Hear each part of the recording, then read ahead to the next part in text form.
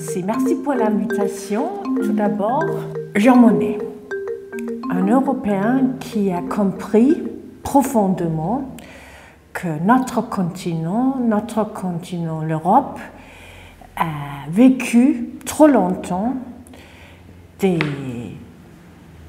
traumatismes, des guerres mondiales, des guerres fratricides, qu'il faut penser autrement, qu'il faut penser Europe dans un contexte tout à fait nouveau. Il a inventé, avec les autres pères fondateurs, une manière de coopérer, une manière supranationale, tout à fait originale. Et comme ça, il a donné une réponse moderne à l'Europe qui a souffert tant. Oui, malheureusement et heureusement. Malheureusement, pourquoi? Parce que même maintenant,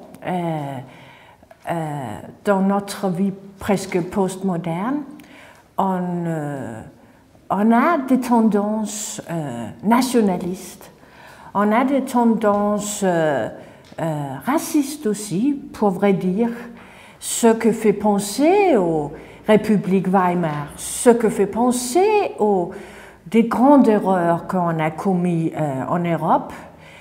Et heureusement, parce que la réponse est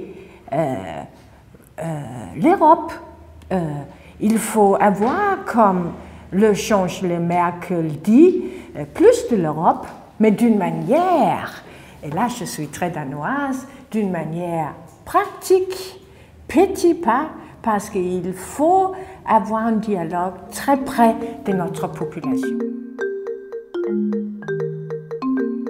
Je crois qu'on a fait de progrès énormes.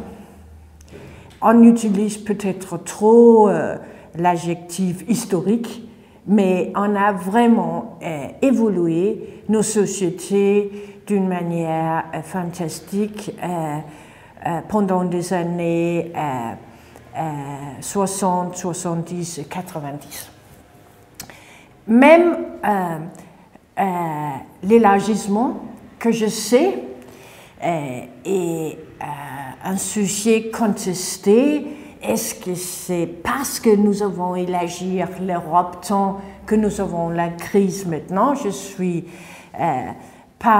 Je partage pas du tout cette analyse, mais même cet élargissement est un pas fantastique et heureux. Mais il faut aussi admettre qu'on n'a pas trouvé des réponses ensemble concernant les sujets économiques. Et c'est vital. Si on pense à notre histoire pas si lointaine, et c'est là que je peux comprendre la position allemande très bien, il faut avoir une économie stable, il faut donner nos concitoyens un sentiment d'être à l'abri, il faut protéger.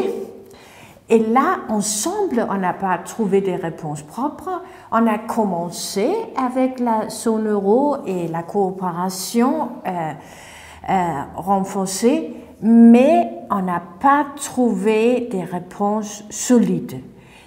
C'est peut-être parce que les réponses, là, pour une fois, ne viennent pas de Bruxelles, mais de Copenhague, Paris, Berlin. Il faut, là, prendre des responsabilités nationales, et c'est ce double message que tout le monde doit comprendre maintenant. Le Danemark, un pays ancien, robuste,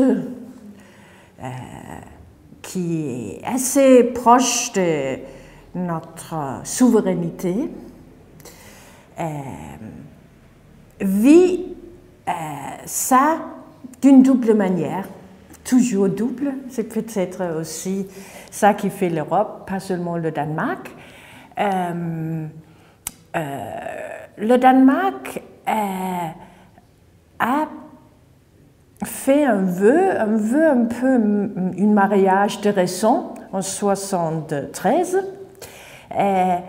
et a toujours un mariage du cœur avec notre région, la coopération nordique. Et c'est très bien comme ça. Pourquoi? Parce qu'avec le Danemark, vous avez tout le temps une voix qui dit: est-ce que c'est vraiment nécessaire?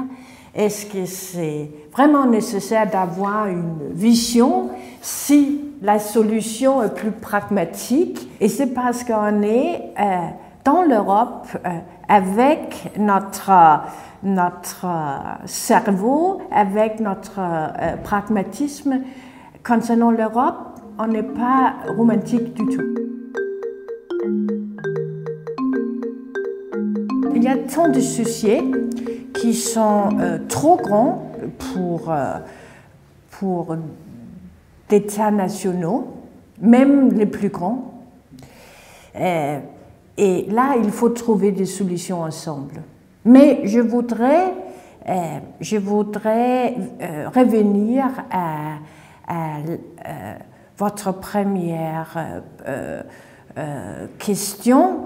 L'Europe est un projet pas du tout romantique, c'est un projet de survie et c'est un projet de civilisation. Si on ne voudrait pas revivre notre histoire pleine de souffrances et douleurs, il faut coopérer ensemble, mais en même temps pas demander à Bruxelles de trouver des solutions à tous les problèmes. Maintenant, il faut agir parallèlement et c'est très difficile. C'est peut-être la première fois qu'on a des sujets si existentiels où les solutions se trouvent à Bruxelles et dans les capitales. Les Danois sont un peuple heureux, on dit, mais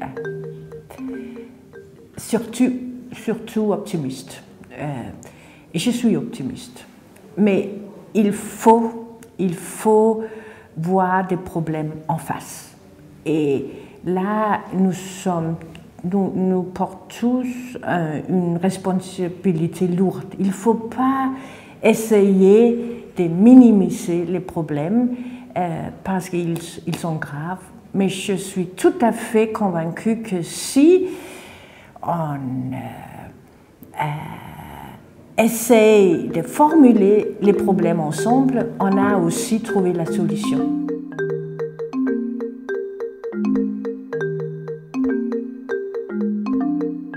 Que nous ne sommes pas que des nations, nous sommes un peuple.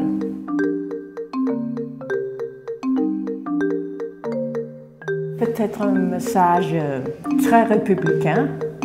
Courage.